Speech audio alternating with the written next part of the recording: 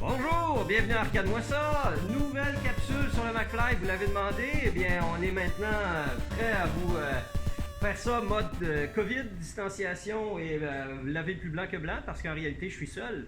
Mais j'ai mon masque, je me distancie des machines, je lave absolument toutes les machines aussi à chaque contact. Ah, c'est de la friction à l'usage. Alors, premier problème de la journée, la Jungle Lord. J'ai un problème récalcitrant sur le flipper ici que j'avais déjà remonté.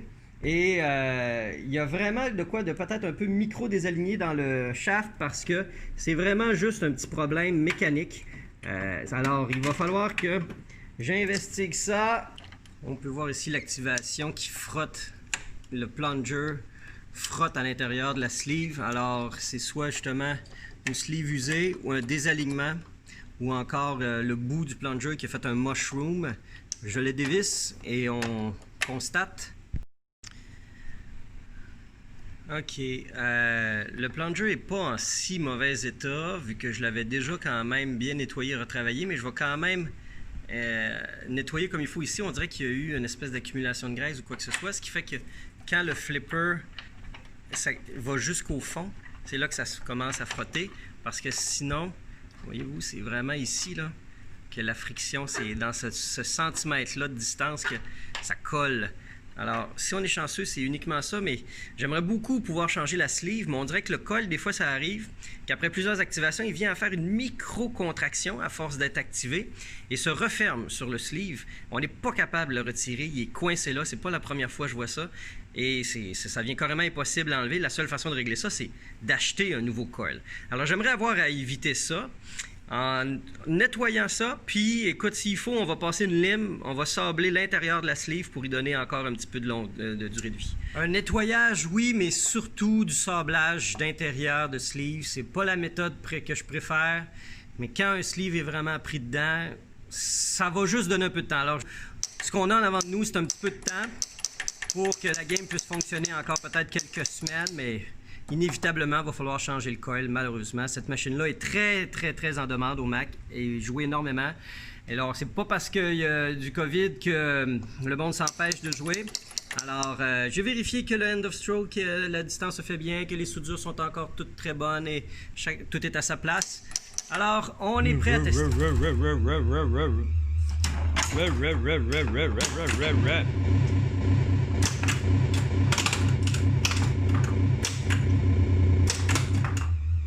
Alors, la Jungle Lord emprunte beaucoup de sound effects des jeux d'arcade de Williams de l'époque. Alors, il y a des sons très Defenderesque là-dedans. Et, comme tout, on peut dire que le flipper est bien reparti pour donner des heures de plaisir. Mais on peut se dire un petit peu sur le respirateur artificiel.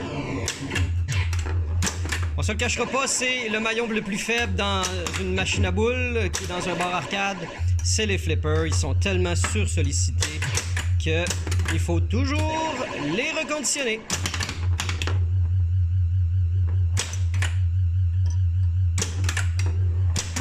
Mais regardez-moi la toute nouvelle arrivée sur le plancher du McFly. Alors oui, enfin, la classique des classiques Donkey Kong, ça faisait longtemps que j'espérais que le McFly s'en procure une. Et voilà, une des meilleures games jamais faites. Mais il faut savoir que ce cabinet-là, à l'origine, c'était une Donkey Kong 3. Alors, il y avait le marquee, il y avait le bezel, et il y a encore le control panel. J'avais trouvé le bezel et le marquee à Allentown pour vraiment pas cher, ainsi qu'un recouvrement de control panel, mais ça fitait pas du tout. La repro du control panel, c'était pas pour la bonne dimension. Alors, récemment, on a réussi à trouver un contrôle panel sur eBay pour pas trop cher. Ça coûte à peu près 150 $ pour un contrôle panel original de Donkey Kong. Je viens de vérifier, ça fit parfaitement, sauf pour les connecteurs. Alors, allons voir qu'est-ce que ça implique de pouvoir mettre un contrôle panel Donkey Kong original pour remplacer celui de la Donkey Kong 3.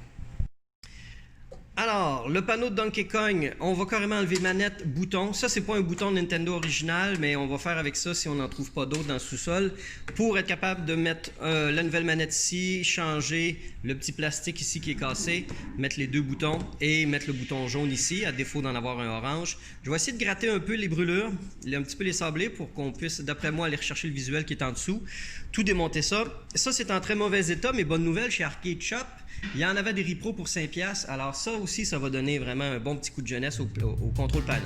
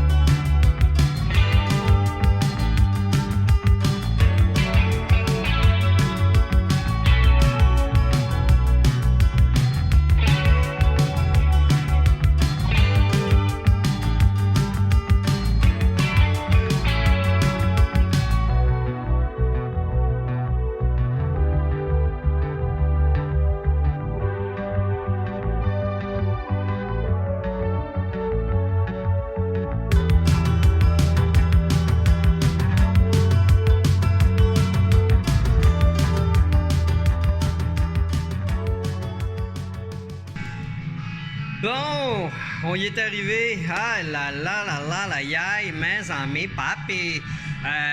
Première des choses, en grattant, j'ai réussi à enlever pas mal toutes les brûlures de cigarettes.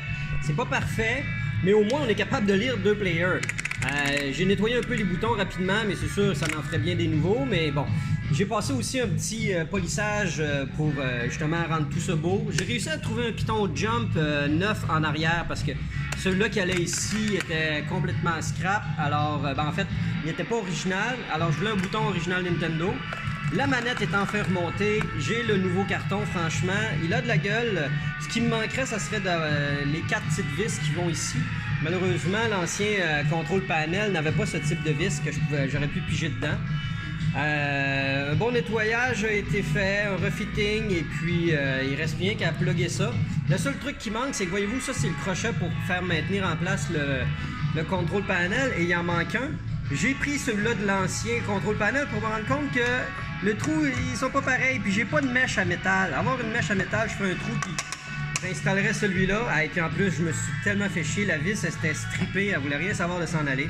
Anyway, c'est les merveilleuses surprises que renferme la reconversion d'un contrôle panel. J'ai mis le panneau de contrôle pour le fun, on va se mettre une coupe de petits service switch credit. Alors le player 1 fonctionne, alors c'est bon signe. J'aurais dû faire player 2 pour être sûr. Il va falloir faire un cap kit, une job de restauration sur ce 20 Easy là, parce que là en ce moment il y a du waving dégueulasse. Aïe aïe aïe. Vous savez mon amour pour retaper des 20 Easy Nintendo, c'est les pires écrans à manipuler. Bon, en tout cas, le haut bas gauche droite en ce moment. Ouais, haut bas gauche droite va bien. En bas, ouais. Je l'ai trollé celle-là. Ouais, je t'ai trollé, ouais. Pas facile de jouer à une main à Donkey Kong. Nous voici devant la Ghost and Goblin XL et ouais, la fameuse interrupteur qui est sur le côté ici. Malheureusement, la Ghost and Goblin depuis un certain temps est fermée pour un son que vous pouvez être à même de deviner pourquoi. Elle griche beaucoup, mais vraiment beaucoup. Puis on a même des problèmes d'écran. Super! Alors, on va vérifier les connecteurs de tout ça.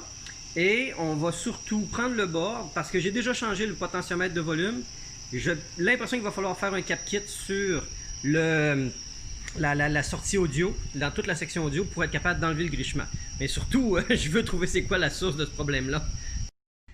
J'ai démonté le stack de PCB parce que c'est 2 PCB Ghosts and Goblins. En fait, ce stack-là parce qu'en plus, c'est un bootleg, il faut se le dire. J'ai fait la liste de tous les condensateurs nécessaires pour faire un cap kit de la zone audio. Normalement, sur un PCB, là où il y a le plus de condensateurs, c'est là que se trouve la zone audio. Surtout quand on voit une pièce comme celle-là, c'est un ampli audio. Et quand on voit des potentiomètres, c'est que c'est les contrôles de volume. Alors, on voit celui-là que j'ai déjà changé justement en pensant que c'était le fautif. Malheureusement, non. Et, bonheur, j'ai déjà tous les condensateurs en main. Parce que dans une de mes valises, je tiens un grand nombre de condensateurs et j'ai déjà tout ce qu'il faut pour être capable de tous les changer.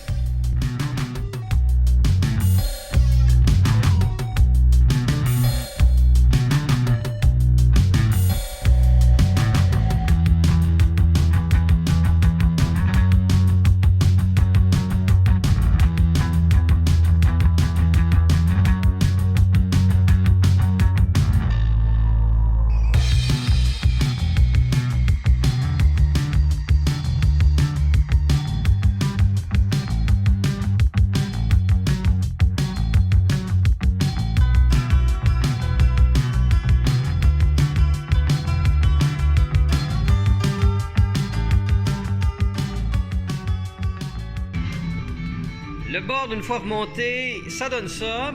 Alors, voyons voir si ça fera une différence sur le scellement. Allons l'installer à l'instant. Le board est réinstallé. On va redémarrer en espérant que tout marche du premier coup. Aïe, aïe, aïe. Ça griche encore, hein? C'est pas réglé. Fuck my world. De calife. J'ai-tu au moins du visuel? Ok, tout est encore pire qu'avant. Super. Je trippe. Alors, on n'a plus de game, on n'a plus rien. Ah, c'est le fun de travailler dans ce genre de beau petit board qui nous fout de ces merdes. Ok.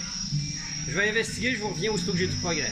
Ok, après quelques essais, la game est repartie, mais on dirait vraiment qu'il y a un problème de voltage avec le power supply pour faire ce genre de fuck-là. Alors, je vous reviens ici et je vérifie que mon voltage est adéquat. La seule affaire, c'est que le power supply est ici. J'ai réinstallé le board et après 2-3 essais, à un moment donné, je venais à avoir la game, mais c'était assez fuzzy, puis il y avait encore le ciment. Alors, c'était pas les condensateurs.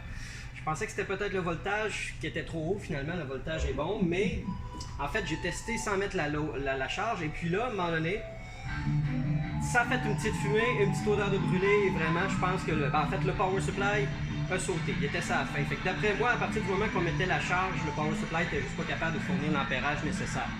C'est mon guess. Alors, on va commencer par changer le power supply dans l'espoir que ça fonctionne. Au moins, l'écran marche encore. Et c'est là-dessus qu'on va terminer, en fin de compte, cette capsule McFly. Alors, comme vous pouvez le voir, je suis seul en ce moment. Je me permets de marcher dans le Mac sans masque à cause de ça. Et je voulais aussi montrer c'est quoi le Mac en mode distanciation. Alors, la moitié des machines a été enlevée. Les bancs ont été mis et franchement, ça a donné envie aux propriétaires de peut-être même laisser la formule comme ça à l'avenir, une fois même que la distanciation ne sera plus nécessaire parce que on voit beaucoup plus les machines, sont franchement bien mises en évidence. On voit bien le side art pour chacune d'elles et finalement, ça fait une game room plus invitante. Alors, merci d'être à l'écoute et on se dit à très bientôt. Portez-vous bien et à une prochaine fois. Bye bye!